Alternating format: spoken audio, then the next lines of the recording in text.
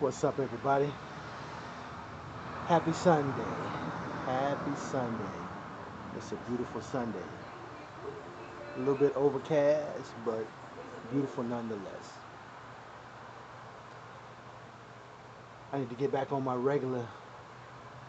I need to get back on my regular, delivering positive messages.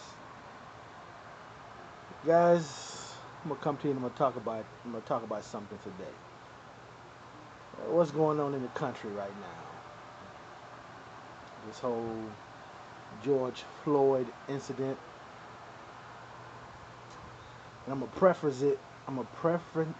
I'm gonna preface it by quoting a lyric from one of my favorite rap groups, the Goody Mob. The good die mostly over bullshit. The Goody Mob. The good die mostly over bullshit. Their album Soul Food, the introductory album, their premiere album, their debut album Soul Food back in 1995.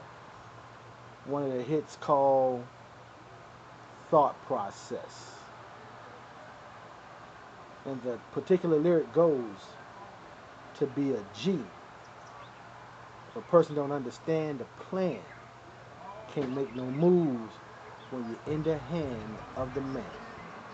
Let me say that one more time. To be a G. If a person don't understand the plan, can't make no moves when you're in the hand of the man. Do you understand that? If you don't understand the plan, you can't make no move when you're in the hand of the man. That's to be a G. Alright? Guys, I have 3 children. And if you've been on my Facebook, if you clicked on my profile, you clicked on my picture album, you've seen my 3 children. My 3 children were born in Europe.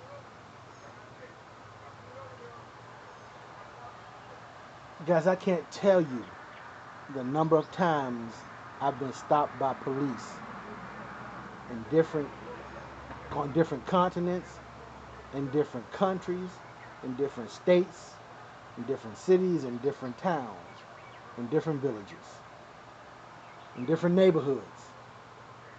I can't tell you the number of times I've been stopped by all manner, ethnicities, nationalities of police on different continents, in different countries, in different states, different towns, different cities, different villages, different neighborhoods.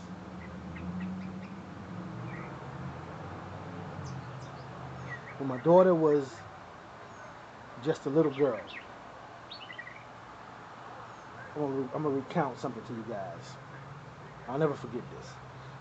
She is right before she turned 4. It was right before her 4th birthday. It was during the Olympics, to be exact. It was during the Olympics here in Atlanta. My daughter had woke up one morning. She was like, "Nicole, you said that you'll take me riding on the bus and on the train." So she was little. My daughter was easy. She was easy to entertain. Really easy to entertain. And really easy to tire out. So I said, okay, yeah. I said, yeah, we'll spend the day. And I was living in Marietta at the time. I said, so we'll spend the day right off of Cobb Parkway. Actually, off of South Cobb Parkway in Marietta. So I said, okay, yeah, we'll spend the day. We'll jump on CCT, and then we'll head downtown Atlanta, and then we'll jump on the trains and ride to the airport and back. Well, we'll ride north and south. Well, first we went east and west first, and then we went north and south. So and then went home. Well, I'll never forget this one day. Me and my not quite 4-year-old daughter were coming back and we were coming back from our little, our martyr rides, and we were headed home. So we got to Art Center. We got off Martyr, and I had my daughter by the hand. She was just finishing her ice cream, and a black female cop and a black male cop approached me. And the black female cop asked me, "Whose child do I have?" And it caught me off guard. A black cop, asked me something like this. So a black female at that. I was like, so I just kind of laughed. I like, baby girl, this my daughter. And she looked at your daughter. Well, where's her mother? I like, her mother's at home. So yeah, we're just out, sightseeing, and the posturing, the gesturing of this black female police officer was as if, she was looking me up and down, eyeing me up and down, biting her lip. She had her little gloves on with the fingers out. One hand, one fist clenched, other hand on a belt like she's cool, but she eyed me up like she was posturing like she wanted to punch me in my mouth. So asked me, well, why am I out without the mother? Why am I out with my child without the mother? I was like, because my daughter wanted to get out and sightsee. She wanted to ride, the Cobb County Transit and the MARTA trains. So that's what we're doing for the day. And the mother didn't want to get out. So, anyways, like I said, the posturing of this female officer, this black female officer, was like she wanted to get at me, like she wanted to take it to me, right? My not quite 4-year-old daughter must have sensed it. So my daughter, she's all hugged up to my leg, and she says to me, she's tired of walking. She wants for me to pick her up. So I picked my daughter up and I put her on my shoulders. But the brother, he heard my daughter. And so he said, you in Germany, man? I said, yeah. I said, yeah. So he goes, yeah. Where were you at? I said, why? You familiar with Germany? He said, yeah. I was stationed in Germany too, man. So I said, yeah. I said, you was an army man? He's like, yeah. So I said, I was Schweinfurt, man. He's like, oh man, I was Erlangen. So he's like, oh, okay. I said, yeah, well, that's what's up. So we shook hands and shit. We dapped up. I was like, yeah, that's what's up, man. So I was like, so how long you been back here? He's like, yeah, he been back, for about 4 or 5 years. This was in '96. So I said, well, shit, man, we was over there about the same time then. He's like, oh yeah. I said, yeah. I said, I got over there in '89, '90. So he's like, yeah, that's what's up. About the same time he had got over there. So yeah, he did his little time, got out, came back, and joined the police force. So anyway, about that time, number 10 CCT pulled up. We were at the Art Center. So I said to my daughter, I said, there's our bus. I called her Doodaloo at the time. That was her nickname, Doodaloo. So like, okay, Doodaloo, here comes our bus. So brother, we pound each other up, and he kind of kind of tapped the sister to come on, let's go. But the whole time the sister eyeing me up and down, like just checking me, like running me with her eyes, like she want to get at me, like she want to fight me. So me and my daughter, we get on the bus. My daughter sits down and she says to me, that lady cop, she didn't like you. And I just kind of giggled. I said, no. She goes, no. And my daughter says to me, she wanted with you to fight. My daughter wasn't 4 years old. She wasn't even 4 years old, and she could sense that. And she's like, that's why I told you to pick me up. My daughter wasn't 4 years old. She told me that's why she wanted me to pick her up. My daughter was protecting me. With 4 years old, she was protecting me. But what you guys have to understand is I was already in that mode of, I was already in that mental space of to be a G. If a person don't understand the plan, can't make no moves when you in the hand of the man. Understand? So I understood that right then when that black female cop was eyeing me up and down, looking like she wanted to fight me, I knew to be a G, If a person don't understand the plan, can't make no move when you in the hand of the man. So I just played along. I was cool with it. My daughter peeped it out. She wasn't even 4 years old. She peeped it out. We got on the bus. My daughter said, that lady cop, she didn't like you. She wanted with you to fight. And my daughter like, why she didn't like you? I said, no, she didn't like your mother. And my daughter said, oh, she knows she knows mama, you know. I was like, no, she doesn't know mama. And so I get my daughter to look at something out the window, I pellet something, a bird, a pretty bird or something. And so that distracted her to get her mind off of the whole incident. So she didn't mention it, she didn't say it. And I think my daughter peeped what I was doing. Because as soon as we got home to my apartment, my wife is in the kitchen. My first wife then, was in the kitchen cooking. My daughter run in to tell her, oh, the Polizat woman wanted to fight with dad. So and my wife like, what? Like I'll tell you about it later on. To be a G. If a person don't understand the plan, can't make no moves when you're in the hand of the man. Another time, I'm working for the sheriff's office. And 4th of July, I go out and I get drunk. I drink 3 bottles of Mad Dog on 4th of July within, I think, 3 hours on an empty stomach. Hang out all night, drunk, with two white partners of mine.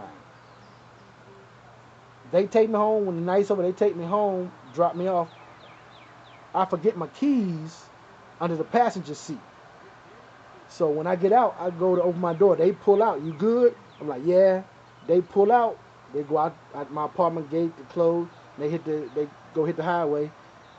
I go to pull out my keys, open my door, and I realize, shit, I ain't got my keys. And I'm like, oh shit, damn, my boy's car underneath the passenger seat.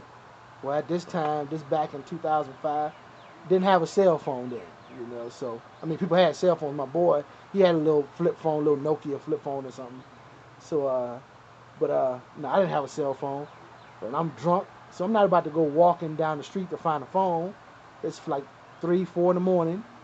So I said, you know what? I'm gonna just crash out right here in front of my door. When daylight hit, because it was hot as hell, must have been 101 at 2, 3 in the morning.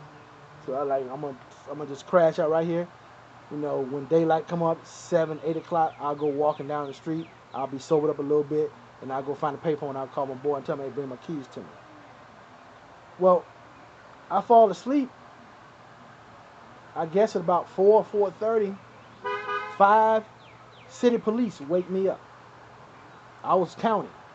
5 city police wake me up. They tell me to step out of my yard onto the parking lot. Step off the curb into the parking lot. So I walk up with them, step off the curb to the parking lot. I stumble a little bit. They're like, so have you been drinking?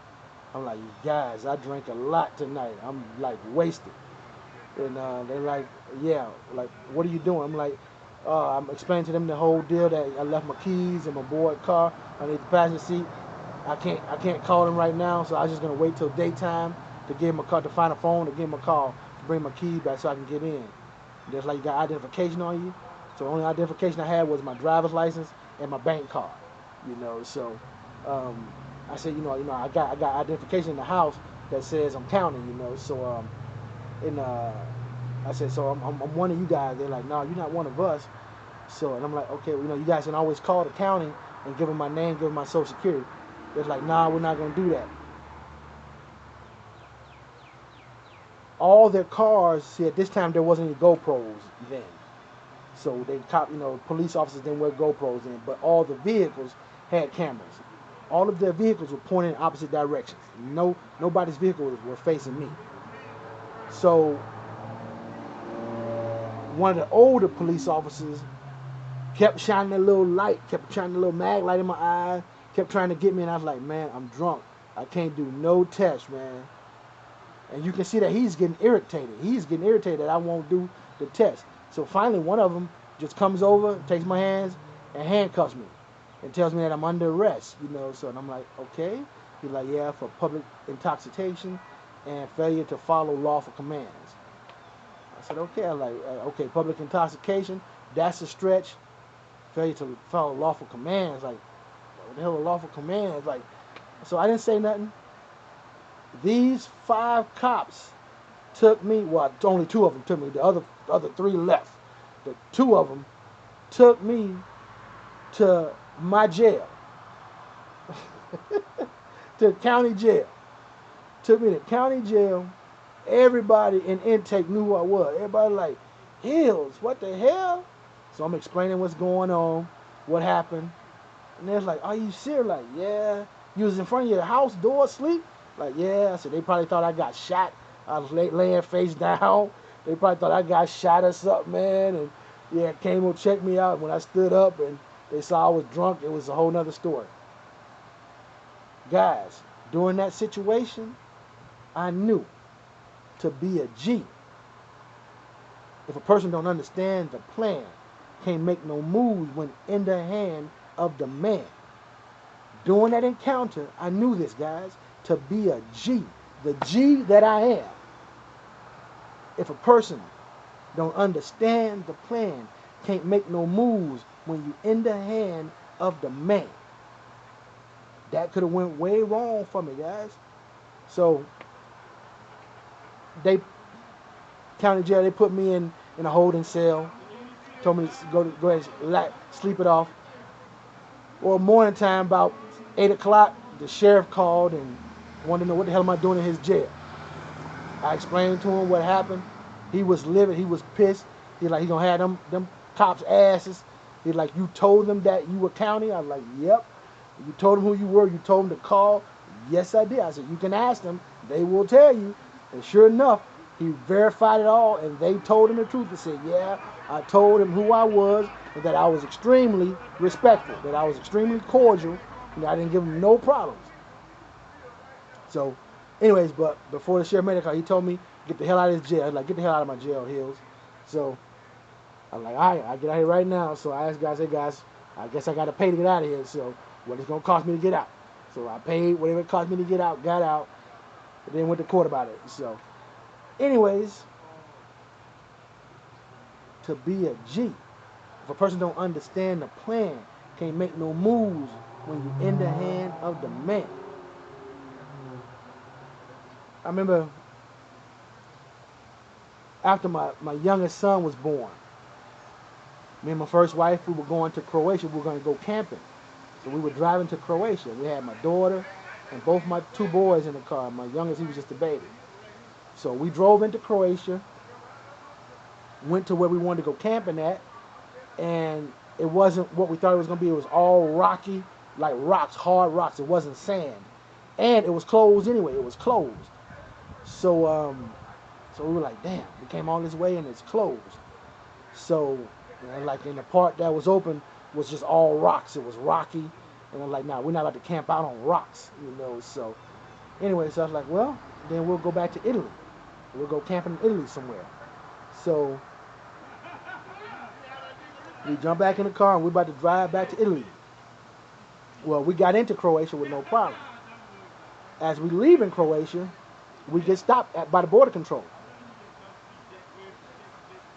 And I'm driving the vehicle, I'm driving the car. Border control wants to know who my 3, who am I, who my wife is, and who the 3 children. I'm like, this is my wife and my 3 children. And they're like, do we have identification? First me, they're always looking at me, do I have identification? And then her to back up that she's my wife. So yeah, she gives her. Then they ask for identification for the children. Man, who the hell travels with identification for their children? We didn't travel with identification. We didn't travel with any passports or any documents for our children. So it was like, nah, we don't have any documentation for our children. The whole time, these cops, these Croatian cops are looking at me.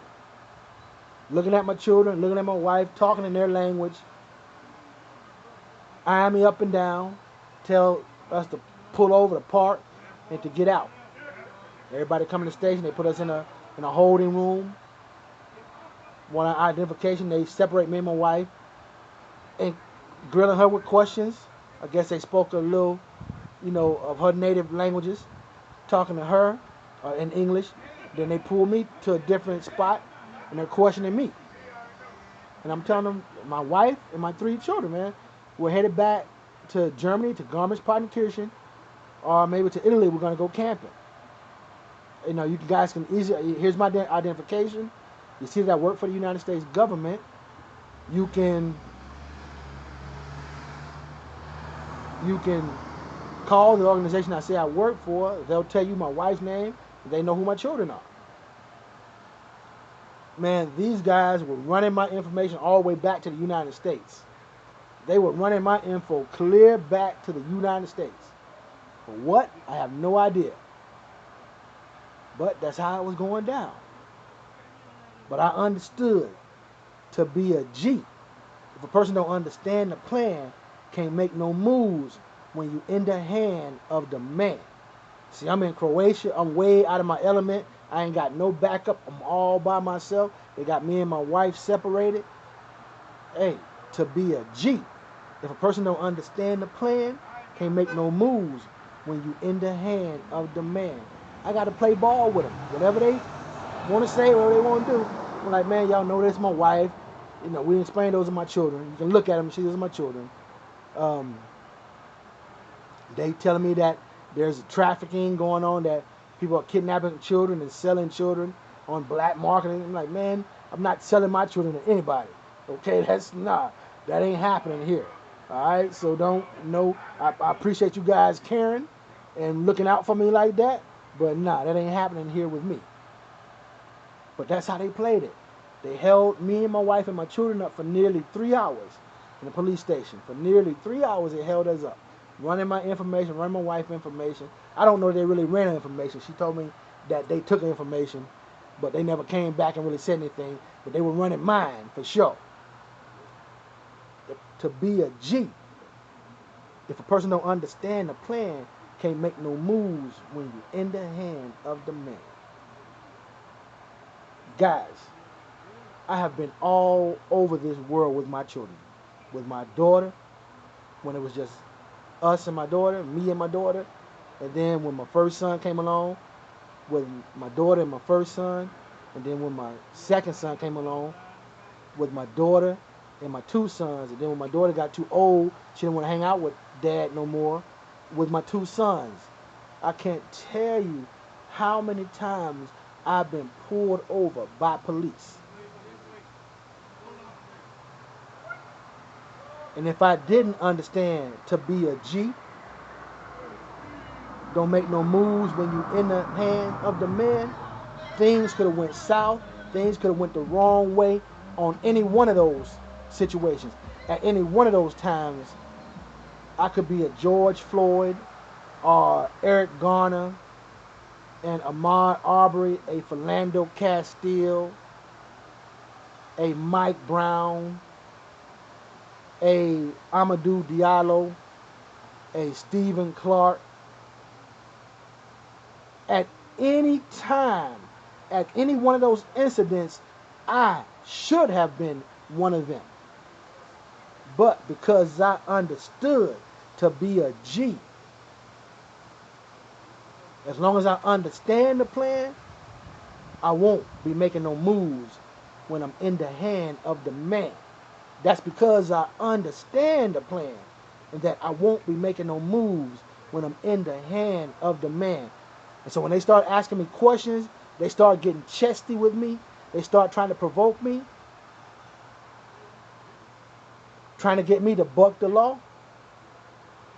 Nah, man. Give them my ID, give them my identification, my paperwork or whatever they need. Do what I need to do and dip, like Big Gip said. Dip like Big Gip said. Give them my identification. Give them whatever they asking for. Keep my mouth shut. Don't offer no. Don't say more than I need to say. Don't answer more than I need to answer. Don't talk back. Don't get chesty back. Just play the game. Because I knew to be a G, and I understand the plan. So I wouldn't be making no moves when in the hand of the man. And when they trying to get me to buck the law, saying, nah, man, it ain't going down like that. Because while they bucking me, trying to get me to buck back, it's not going down like that. If there's a man out here in the world somewhere that's been pulled over with his children more times than I have, hell, as many times as I have, I want to meet that man so I can shake his hand so we can trade stories. I want to meet that man and shake his hand so that me and him can trade stories of how he made it and I've made it through this. How our children have made it through this. Guys, there's something going on. I can't quite put my finger on it, but what I do know is they're trying to control us.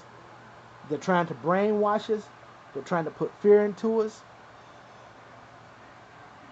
To be a G, if you don't understand the plan, you best know today, don't make no moves when in the hand of the man, okay?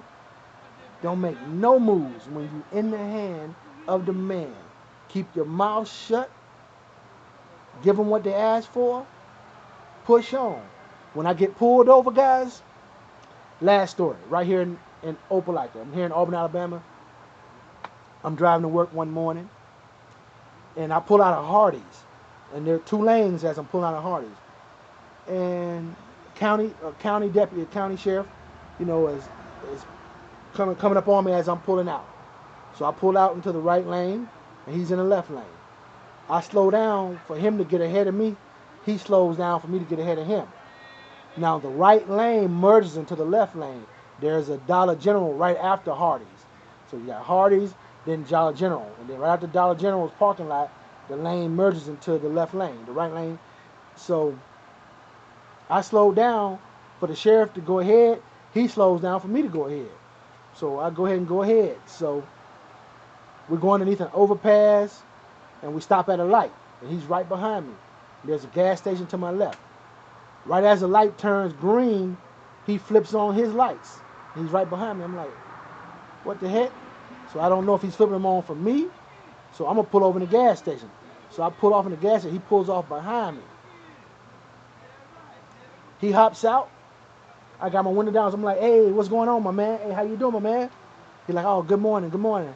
He goes, hey, I just wanted to give you a heads up that coming out of that Hardee's, it becomes 1 lane. I was like, yeah, I know. I said, yeah. So I said, yeah, I know. That's why I slowed down for you to get ahead. He's like, no, I slowed down for you to get ahead. I was like, okay. I was like, but the right lane merges into the left lane. So why would he slow? That's what I'm thinking. Why would he slow down for me to get ahead? His lane, my lane merges into his. So I should slow to let him get ahead. But he said he slowed for me to get ahead. So I said, okay. So now when I pulled out of Hardee's, I wasn't wearing my seatbelt. So I kind of grabbed it and slid it on, so I didn't want to get stopped, for a seatbelt infraction.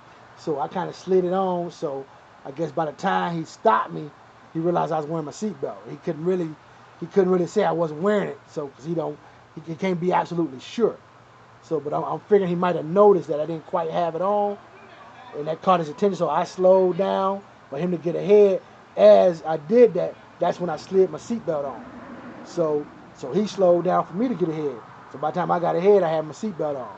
So, but I think he just thought to himself that he'll go ahead and pull me over anyway. Well, he saw that my plates were Louisiana plates. So when he pulled me over, he said, yeah, so you from Louisiana? He said, what brings you to Opelika? I said, work, man. I was like, work.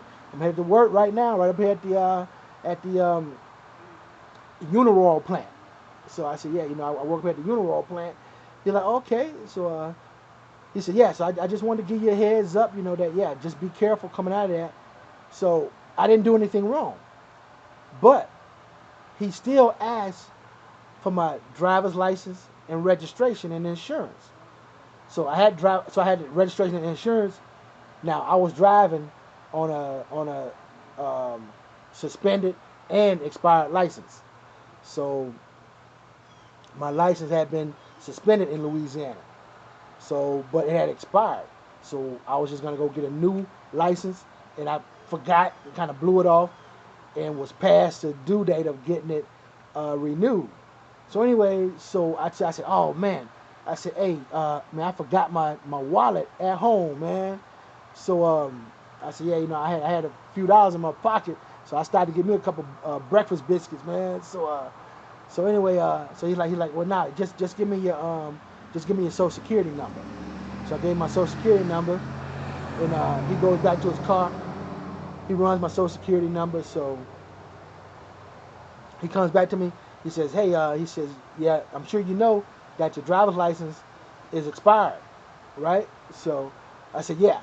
And I've been meaning to go get it done, man. I just been so busy. He said, well, I'm gonna give you a citation for driving on a, expired license, okay? So I said, okay. So I said, yeah. So you just go to court. They'll take care of it, blah blah. So and if not, then you be to court on this court date. All right. So, anyways, I knew I was driving illegally. Since I knew I was driving illegally, to be a G, I understand the plan. I won't be making no moves when in the hand of the man. So I'm gonna be real cool with him. He pulls me over. I'm like, yo, what's up, my man? How you doing this morning? I'm not making any moves. I'm not reaching to the glove box. I'm not reaching for anything. I got one arm up on the window. I got one arm on the steering, one hand on the steering wheel. He walks up, I'm like, hey, how you doing, my man? And so he tells me what he's telling me about the lanes merging. And I'm like, okay, we talk a little bit. And then he asks for my stuff, and I'm like, oh man, I got my insurance and registration, but the my wallet I forgot at home. He's like, okay, I'll take that and just give me your social security number. So then I reach to the glove box. So I don't start reaching for a glove box. I don't start reaching up to hand them anything until they ask me for it. I don't go to start explaining anything or telling them anything until they ask me questions. And if the questions they're trying to ask me are to buck me, I won't be bucking the law. Because they'll do that. They'll try to provoke me to buck the law. So if you never listen to Thought Process, Goody Mob, Soul Food album, Thought Process.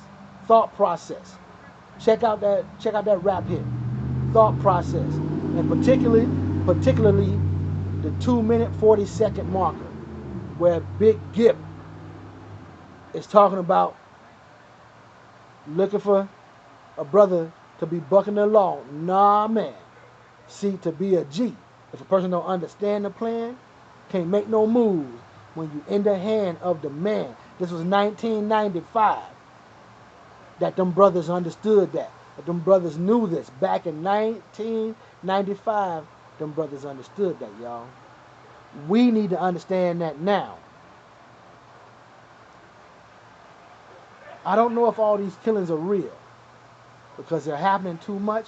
They're happening too fast. I believe some of this stuff is staged. I believe some of this is solely to control us, solely to keep us in a certain place, solely to keep us mentally off balance with the police, so that if we're mentally off balance with the police, we act a certain way, we act out a certain way, we give them cause to pause, we give them reason to ask us for things. That's what I believe is happening. So you got to be cool out here. You got to be smooth out here. You got to be relaxed out here. You got to understand the plan, that when in the hand of the man, you don't make any moves. You don't say anything out the way. You don't talk back. You don't talk loud. You don't talk out. You don't go to espousing what your rights are, what you don't have to do, what you can't. Nah, it ain't none of that.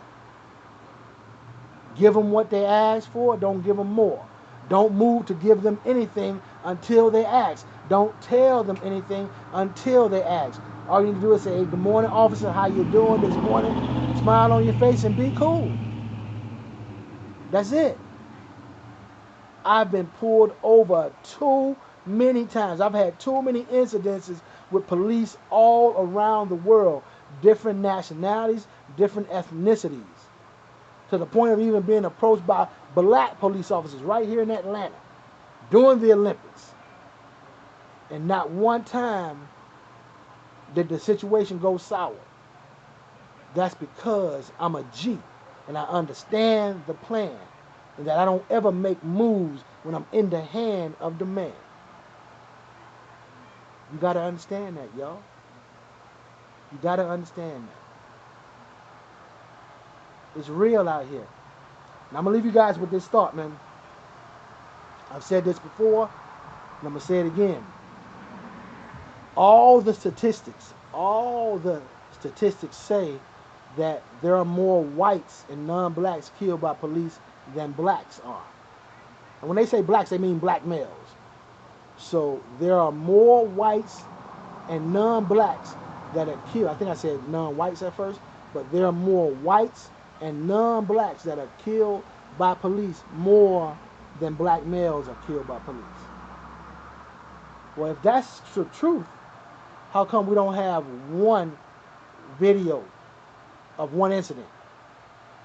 How come we haven't seen one video of one incident of a white, a non-black person, unarmed, being shot down by police? Why haven't we seen it? Why haven't we seen it on ABC, CBS, NBC, Fox, CNN, MSNBC, Al Jazeera, Sky News? Why haven't we seen just one incident of either a white man or a white woman or a white child, all unarmed, being shot down, choked out, killed by the police? We haven't seen one. Why are we only being shown the murders of black males? Okay, they'll show us a few times a couple of black women being body slammed, a shoulder being broken, by a black woman being punched in the face, punched down. Hell, we've never seen a white woman being slammed to the ground, shoulder broken. We've never seen a white woman being punched in the face by the police. But all the statistics, every statistic out there says that whites and non-blacks are handled far more than blacks are handled by the police. That whites and non-blacks are killed at a far greater rate than black males are. But we have yet to see any evidence of it. We should have seen at least one video of this taking place. You know why we haven't seen one video of it taking place? Because white America would not stand for the police treating one white person the way all of these black people have been treated. Hispanics would not stand for a Hispanic person being treated the way black males have been treated. The Asian community would not stand for an Asian male or an Asian person being treated the way black males have been treated. Every other ethnic group in the United States that's not black will not stand for the police treating them the way they treat blacks. But that's the definition of white supremacy, though. The definition of white supremacy is that the white race is superior to all other races, especially the black race. That's the definition of white supremacy. That whites are superior to all other races, especially the black race. So they want to reinforce that in your mind, that white supremacy is real and that they fear it. They're fearing it being torn down, y'all.